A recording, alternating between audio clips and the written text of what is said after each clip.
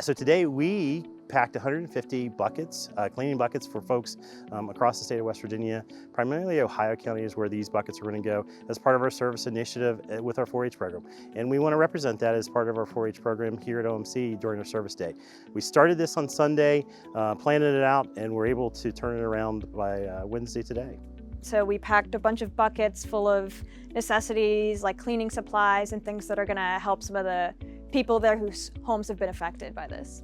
It's a camp tradition here that our Wednesday morning is our service day. So we always do a bunch of different service projects. It depends on the year. And this was one of the ones we did today.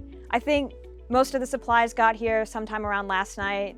And then we set up the assembly hall, set up our little line here. And I think it took us 40 minutes to pack all 150 of these buckets. We were able to work with our folks here at camp, have a lot of connections just with folks locally. The local FRN created a distribution drop place, and we were able to get some of those supplies, and then we had supplies that were donated from across the state. We were able to connect with the local Lions Club that could direct us to where those supplies needed to go, as well as Jackson's Mill provided the transportation to getting buckets here and to the location.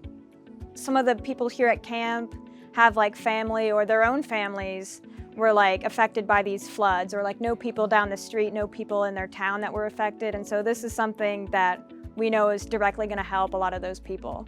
We strive to help our young people become individuals that will be model citizens in the community, but we also want them to be that helping hand throughout their life in their community as well. This is true Appalachian culture. Community service is like one of the main parts of 4-H, really. It's one of the H's is the hands H, and a lot of the community service is a part of that. Usually at every camp, at meetings and things, there'll be a bunch of different community service projects, and it's a great way for young people to get involved and to like see the effect they can have on their like friends and neighbors.